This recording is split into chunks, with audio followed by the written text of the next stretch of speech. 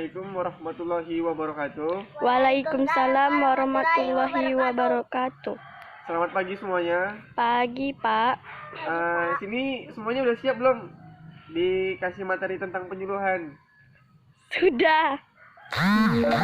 Sebelumnya, perkenalkan dulu, nama saya Ferry Permadi dari jurusan Kehutanan, Fakultas Pertanian Universitas Riau.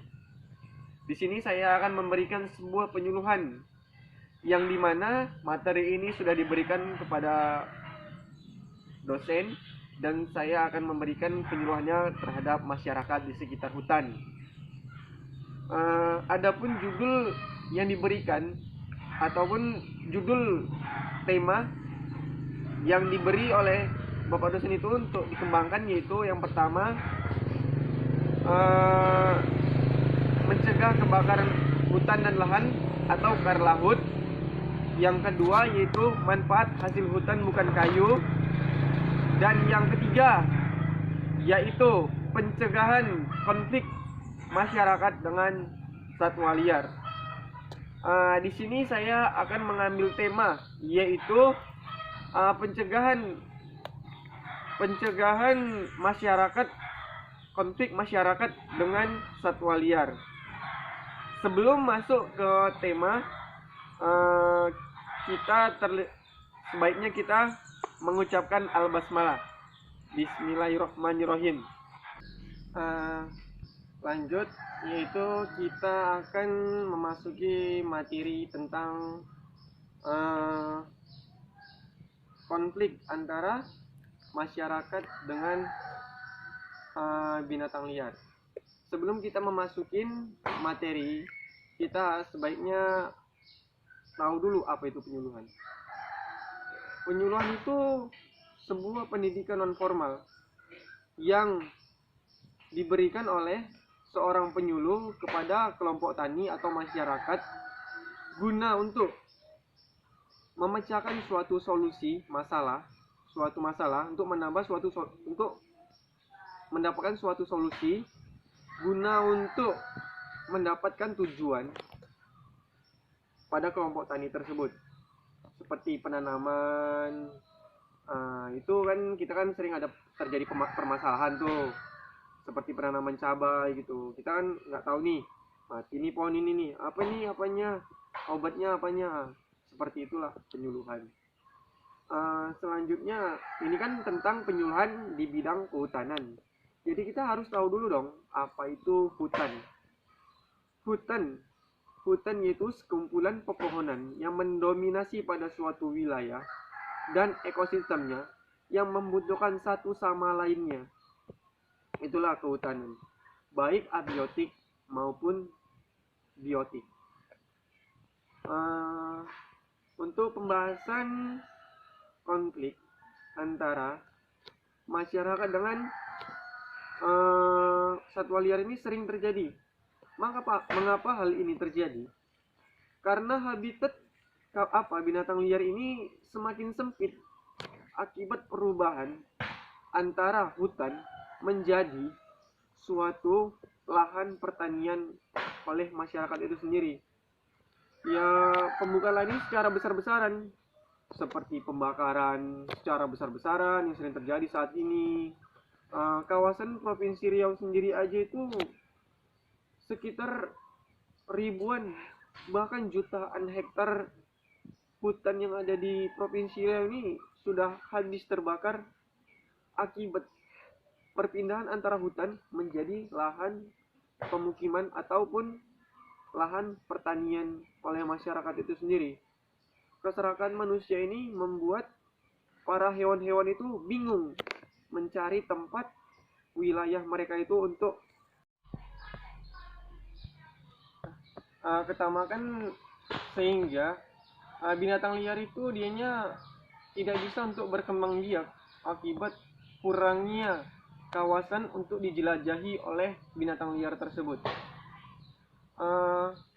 Jadi permasalahan ini, mengapa ini bisa terjadi? Karena kurangnya sosialisasi antara pemerintah kepada masyarakat, memberikan penyuluhan terhadap masyarakat agar tidak membuka lahan secara sembarangan ataupun membakar lahan dan kita harus membatasi di mana kawasan taman nasional itu sendiri dijagahi oleh pemerintah sendiri agar tidak menjadi kecolongan oleh masyarakat yang membuka lahan di kawasan taman nasional tersebut, seperti cagar alam juga.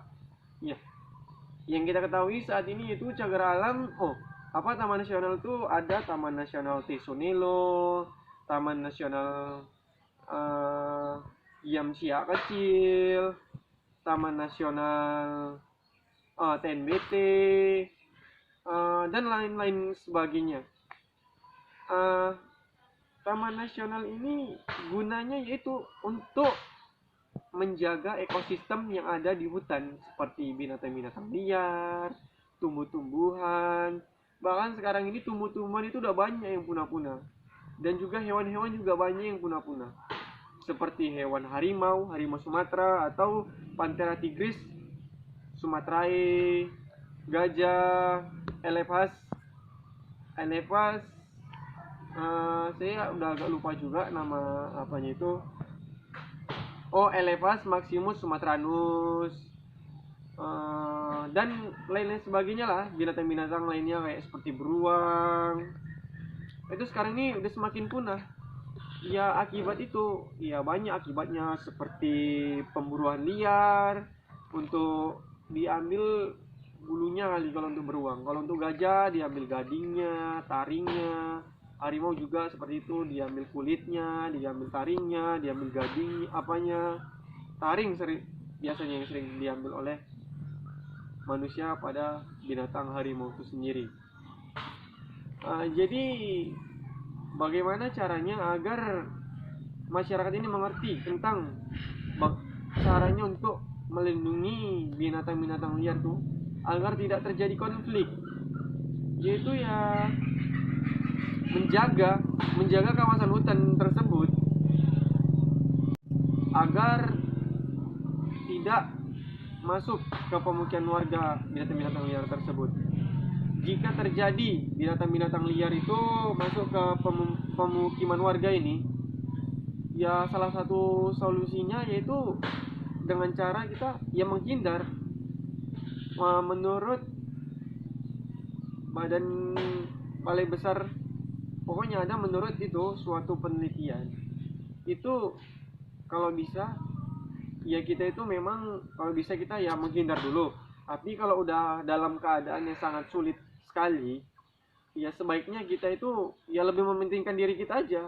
Kalau kita bunuh ya gimana lagi kan, daripada kita yang terbunuh, bagus binatang liar itu sendiri. Walaupun ada pasal undang-undang yang mengatur tentang jika kita membunuh suatu binatang liar atau binatang yang dilindungi oleh pemerintah, itu kita akan kena hukuman pidana. Tetapi ya apa mau boleh buat, daripada kita mati ya mau gimana lagi. Menurut perkataan Wiranto, itu ya lebih baiknya kita itu mengutamakan keselamatan kita dibanding satwa liar tersebut. Jika kita masih bisa menghindar, sebaiknya ya kita itu menelpon Badan Balai Besar Konservasi Sumber Daya Alam BBKSDA. Itu salah satu kita cara menghindarin agar kita salah satu di antara kita dan satwa liar itu tidak terjadi antara mati satu dan lainnya.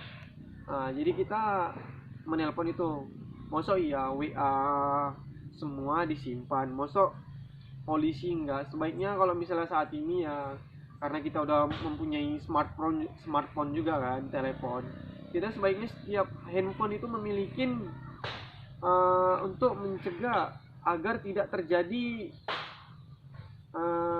yang enggak yang tidak kita inginkan, seperti kita harus menyimpan nomor pemadam kebakaran, halo dokter, kepolisian. Ya kalau misalnya kita nggak tahu gitu kan, kita yang menelpon polisi daerah setempat untuk meminta bantuan kepada polisi tersebut agar kita itu tidak terjadi kenapa-kenapa oleh diri kita sendiri dan binatang liar tersebut. Tetapi kalau binatang liar tersebut sudah mengancam kita, keselamatan kita, ya apa boleh buat. Demi keselamatan kita, ya kita harus terpaksa untuk membunuhnya. Ya, silakan untuk bertanya. Terlebih dahulu perkenalkan diri dan duduk di kelas berapa. Assalamualaikum warahmatullahi wabarakatuh. Waalaikumsalam warahmatullahi wabarakatuh. Perkenalkan, nama saya Murni Sabila. Saya duduk di kelas 6 SD. Saya ingin bertanya, bagaimana caranya jika di kebun kita ada binatang liar seperti gajah? Kalau dibunuh tidak boleh. Jadi bagaimana caranya? Terima kasih.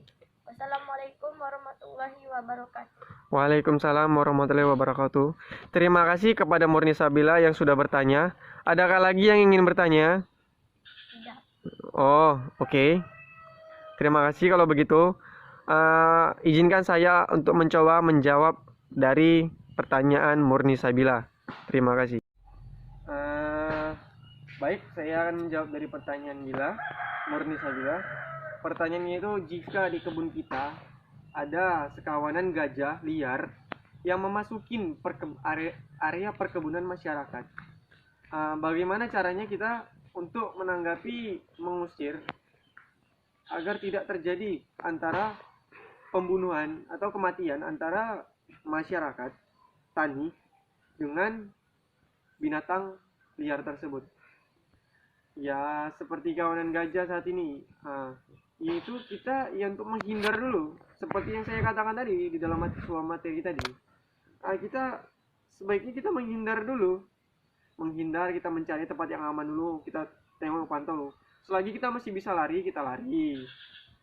Tapi kalau misalnya kita nggak bisa, ya mau gimana lagi gitu kan. Ya, tapi biasanya kalau misalnya kawanan gajah kita masih bisa lari lah, kecuali harimau baru kita lari ya mati kita lah, kita kejar gitu kan. Ya kalau untuk harimau ya sebaiknya kita bunuh lah, tapi biasanya sih harimau tuh akan lari juga dia. Ya cuman setelah binatang itu sudah kita ketahui di suatu wilayah perkebunan masyarakat, sebaiknya kita segera pulang ke rumah dan kita meminta bantuan oleh pihak pemerintah setempat seperti polisi ataupun pemerintah desa ataupun RT RW, kan banyak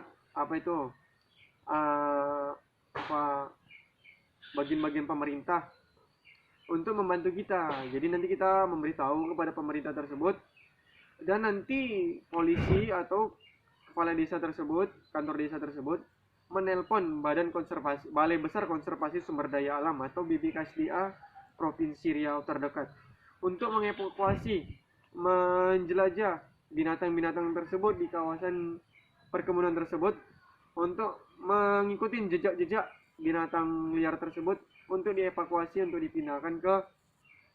dikembalikan ke habitatnya masing-masing, ataupun juga dipindahkan ke kawasan ex situ tersebut dulu. Jika binatang tersebut terjadi cacat, tidak memungkinkan untuk dikembalikan ke kawasan asalnya, yaitu kawasan in situ, ya kita dibawa dulu, kita rawat dulu di ex situ itu, kita obatin dulu, kita panggil dokter binatang.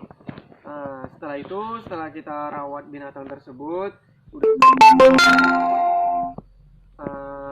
baru lalu kita pindahkan ke habitat alamnya kembali, ya seperti taman nasional tersebut. Terima kasih. Apakah ada lagi yang ingin bertanya? Tidak. Oke, baiklah. Sekian dari saya. Oh iya, kesimpulan dari materi yang kita sampaikan saat hari ini, yaitu sebaiknya jika kita menemukan kawanan binatang liar, selagi itu mengancam diri kita, sebaiknya kita selamatkan. Lebih diutamakan keselamatan diri kita dibanding satwa liar tersebut. Selagi kalau misalnya bisa kawanan satwa liar tersebut diamankan, kita amankan.